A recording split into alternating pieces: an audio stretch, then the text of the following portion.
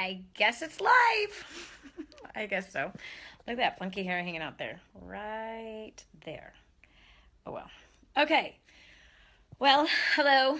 This is Dani Johnson. I know a couple of days ago I was reporting live from Nicaragua. Now I'm in Honduras. Well, it wasn't a few days ago. It was more like a week ago. I went from Nicaragua, from Jiquilillo and Chinandega. If you're just joining me right now, hi, I'm Dani Johnson. I'd love for you to write a comment at the bottom so I can say hello to you. There's people jumping on left and right now. Okay, so it's growing right now. Hello, hello, hello. Anyway, I'm in Honduras. Let me show you. Oy, I have ice on my arm because I got bit really bad in Roatan. And the ice bag just opened and spilled. Isn't that awesome?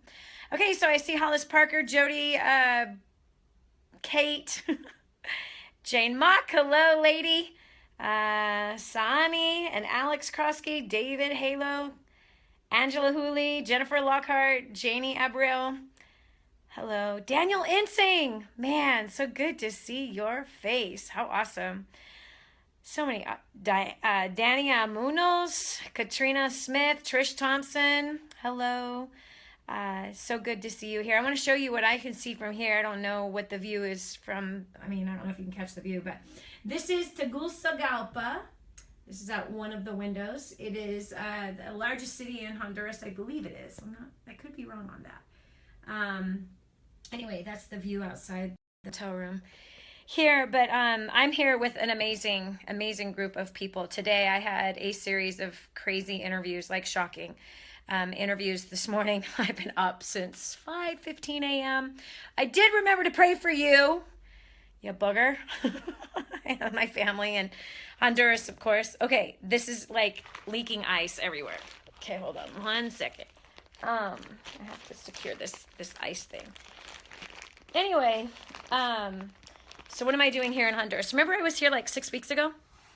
I don't know if you caught any of those videos from 6 weeks ago, but anyway, I'm here with a campaign called Yo Soy Más. Still working on my Spanish. As a Nicaraguan girl, my father's from Nicaragua. My mother is American. Italian and Irish. English. Anyway, DNA test shows a lot of things. But anyway, but I was here about, I don't know, maybe it's been 6 weeks ago. It was in June. And we started a campaign that the president of Honduras got very, very excited about. Originally, we were going to have 3 stadiums packed with a message that I am more, not Dani, but you are more, that you are more. And the domestic violence rate here in Honduras is really, the reported domestic violence rate is really high. It's 27%, and 95% of all men are acquitted after they've been locked up. Something I really appreciate about Nicaragua, there's some things that are not so cool, but there's something that's very cool, and it's a law that was passed. And the first lady of Nicaragua, who really pressed hard against domestic violence, and now it's like if there's any sniff of anybody being beaten, child or whatever, woman, whatever, people get locked up pretty fast. So there's a healthy respect for a lack of domestic violence, and protocols have been put in place to help protect families. But anyway, there's a lot of pain, and mind you, it's all over the United States, it's all over Europe, it's all over Australia. Domestic violence, come on. I was a victim as a child, even as a young adult. I was a victim of domestic violence, and even as not a young adult, we've had our challenges in our marriage, absolutely. And man, the miraculous things that God has done in our life to bring healing and restoration for us both as we've learned to grow. But that's not why I'm talking to you. One thing I want to ask you for is prayer. Today I started my day again at 5:15 this morning. My first interview was at I think 7. We're supposed to leave at 6:30. 7 a.m. on the largest. It's like their version of Good Morning America. So that's, the size or the most viewed television in all of Honduras. And then I had a bunch of other interviews today, both radio and television. And it's been a real blessing to be here with Dominic Russo and Jedediah Thurner. These guys started something here in Honduras 3 years ago, obviously by the hand of God, that was transformational for the whole nation. And I've been invited back here. I could cry. Why did I cry about this? Yeah. I have a message for you. I do. One of the questions, so on the first interview, it was an hour interview this morning with a group of us. Somebody had written in text message and I guess on their Facebook page and stuff like that, and they had written in that I really identify, Dani, with your story.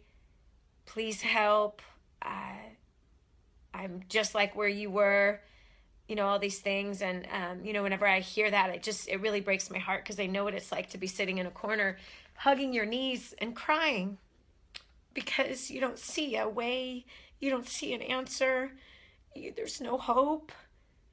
You know what I mean? Like, have you ever sat in a corner and hugged your knees and cried so much that the tears ended up on your toes, in between your toes? I've cried that hard in certain situations in my life where, whether I was being beaten, being verbally abused, being torn down, my character being attacked, being misunderstood, totally misjudged, totally prejudged, whatever, the torment that happened in the household that I was raised in. It was so unbelievably tormenting.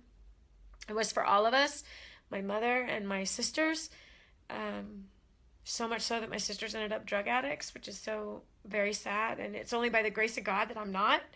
It's only by the grace of God that I'm alive. So one thing, when this woman had written in and this question that came up, I really want to talk to you about two things about this. Is that right now where you're at is only temporary. And it's just the beginning of something. And it's the beginning of something great if you choose for it to be the beginning of something great.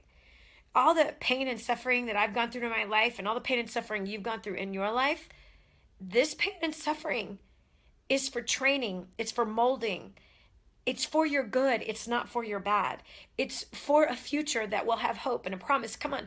I never in a million years thought that I'd be requested by various different people from around the world and different government people. I never in a million years thought that millions of people would hear my story, that millions of people would be inspired by my story. I didn't think I had anything that was worth saying to anybody. I can't sing, I can't dance, I'm not a beauty queen.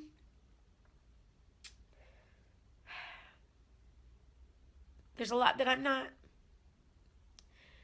But there's a lot that you're not. And there's a lot that you are. And there's a lot that I am. And this whole campaign being about you are more. This campaign is about the fact that what happens when you don't know that you are more.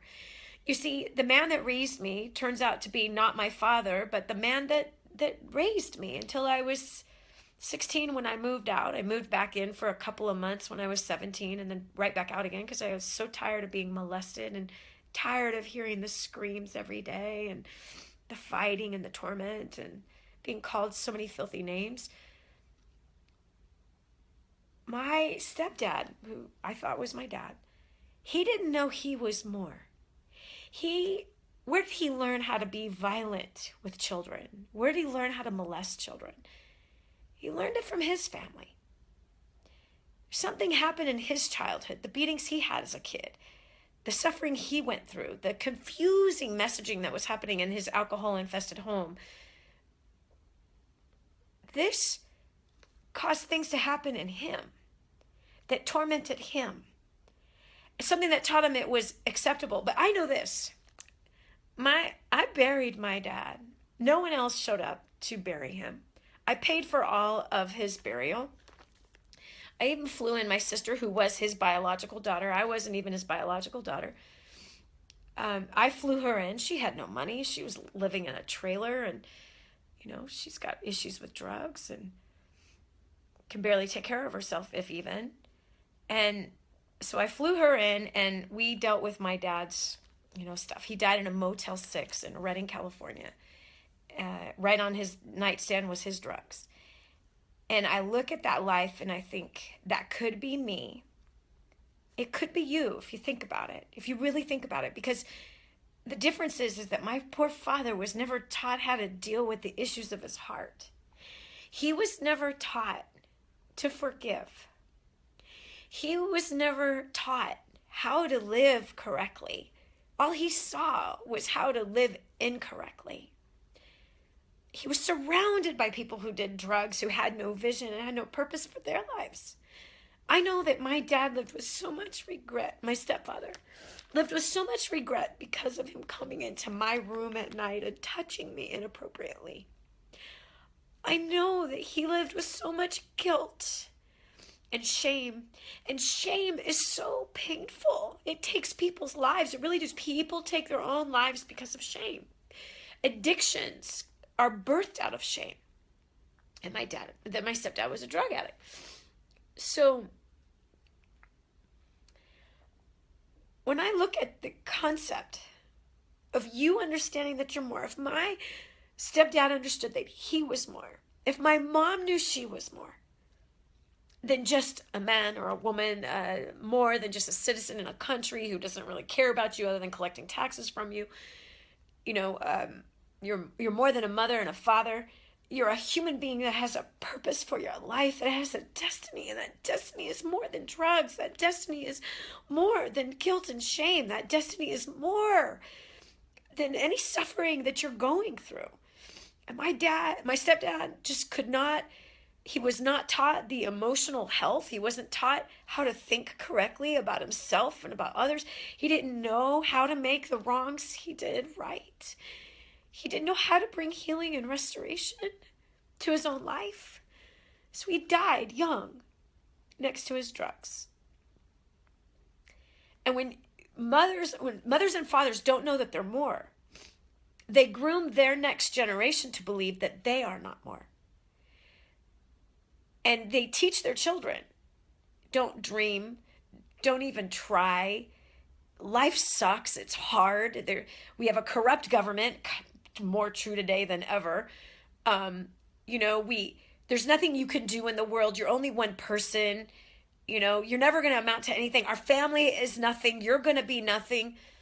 So when moms and dads don't know that they are more, they then train their kids to believe that their kids are nothing.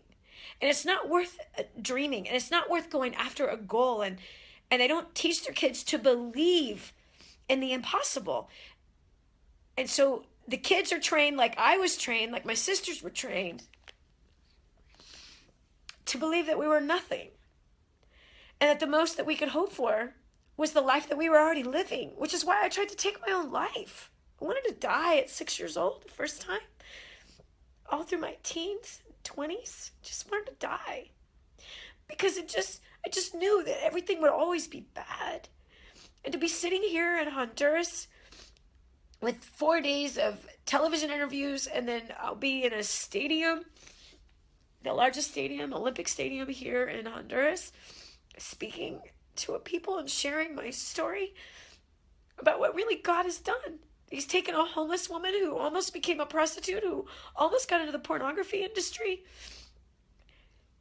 who was a mass drug user, alcohol abuser, abusive with people, a person who hated people, and turned me into a lover of him and a lover of people and a passion about helping people to succeed and to know that they really are more, to know that there's something inside of them that is calling out of them, and it's a purpose and it's a destiny. And you know what?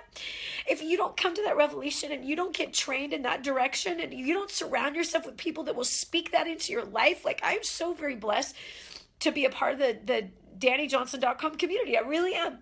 I am so blessed that Destiny Global has clients like you. Look at this, all through here, all these love signs, these like signs are going through. How sweet, how precious. Who are you? You're precious people. People who encourage one another, who choose to believe that, yes, there is some good that we can do in the world, that, yes, I am one person and I can do something. I can affect one person. I'm so blessed that we get to do life together the way that we're doing it. I wish you were here with me in Honduras. I wish you were with me in Nicaragua a week ago. I wish you were with me to see Roatan. Gorgeous, beautiful island with amazing diving and snorkeling, great food, great people. I wish you could be here with me as I step my foot on that stadium floor, which has been spoken over me for like 20 years. Yeah, for like 20 years, people have said, I see you in stadiums.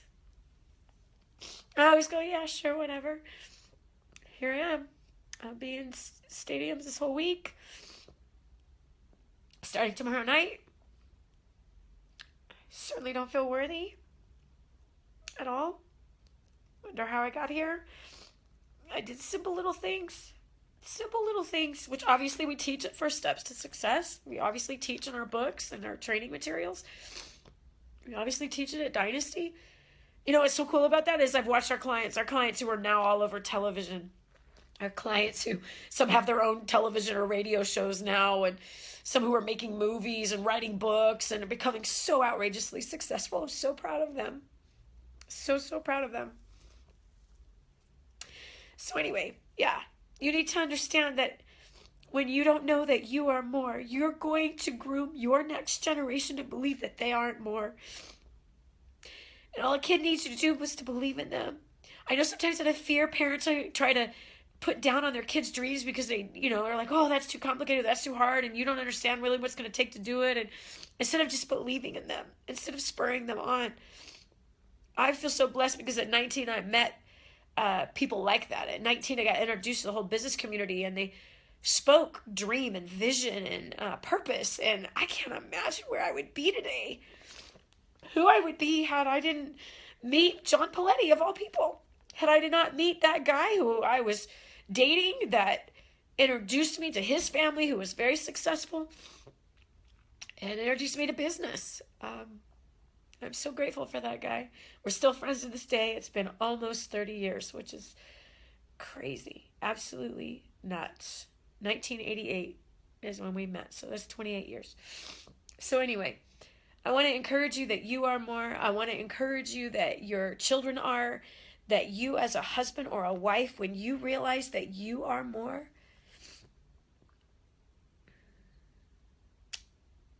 they will realize that they are more. And as a family, you can affect nations. As a family, you can impact generations. Yeah, and make a huge difference. All right, well, I'm really grateful for you. Thank you for everything that you've done to be helping Central America and the other projects that we're working on, India. Thank you for everything that you've done to spread the word about our free website. You're amazing. Thank you, most of all, for following directions. Thank you for getting results. Thank you for loving people. Thank you for paying off your debt so that we could travel the world together, that, we can go and do these great things together. Thank you for living the life that others want to live. Thank you for following our wealth development systems. Thank you for following our business training, that you're implementing it, you're growing your business, you're growing your career, you're getting raises, you're focused, you're making a difference in the world. I am so grateful for you. So I want you to stay tuned, because tomorrow will be the first stadium that we will be in, and politicians will be there and a part of this, and it's crazy. And by the way, we're working on a big mission trip that we're going to do. If you've always wanted to go on a mission trip, you haven't done it, come on, let's do it together. I talked to you about it a couple of weeks ago with those live videos. Let's go. I want you to meet these people that you have helped to build homes for, that you've helped to start these sustainable projects for. Yeah.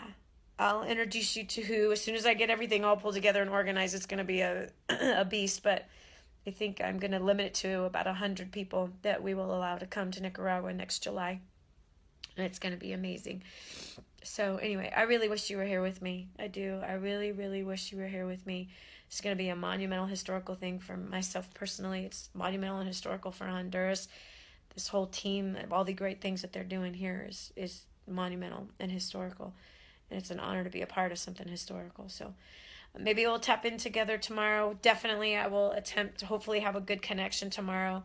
And we'll go Facebook Live. I think the conference starts at 5 o'clock Central Time. Yeah, I think we're still in Texas Central Time. So 5 o'clock Central Time. So set your watch, and I will Facebook Live it as much as I possibly can and let you hear and see what is taking place. And then the Olympic Stadium will be in La Ceiba, I think. No, San Pedro Sula. San Pedro Sula. I think that's on Saturday. I think it's Saturday. And then Friday, I think, is La Ceiba. So anyway, if you know anybody down in this area, please let them know what we're doing. Okay, God bless you. Thank you so very much for being you. Thanks for sharing this video. Thanks for tapping in and doing everything that you do. God bless you. Bye.